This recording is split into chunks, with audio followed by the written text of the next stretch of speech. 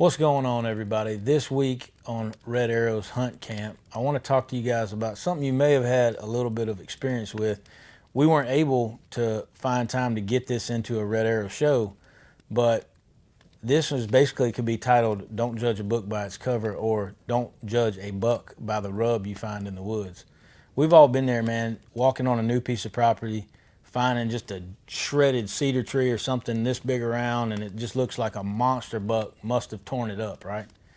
And that's probably the case most of the time, is when you find like a telephone pole sized tree, you probably pretty well bet it's a big buck, but that's not always the case.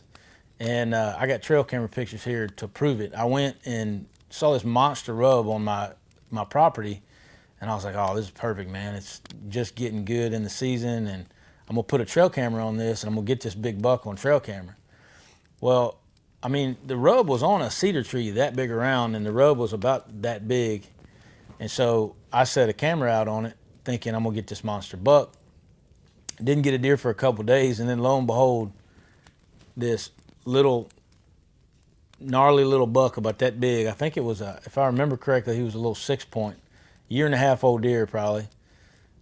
And he was just tearing this tree up, just going to town. He had the attitude of a big buck, but if you hunted that spot strictly on the fact that you saw this giant rub, and it was amazing, and it wasn't just he happened to rub a tree that a big buck had rubbed, or at least that big buck never came back to that tree, because I left that camera there for weeks and weeks, and this deer came back to that same tree and just blistered it.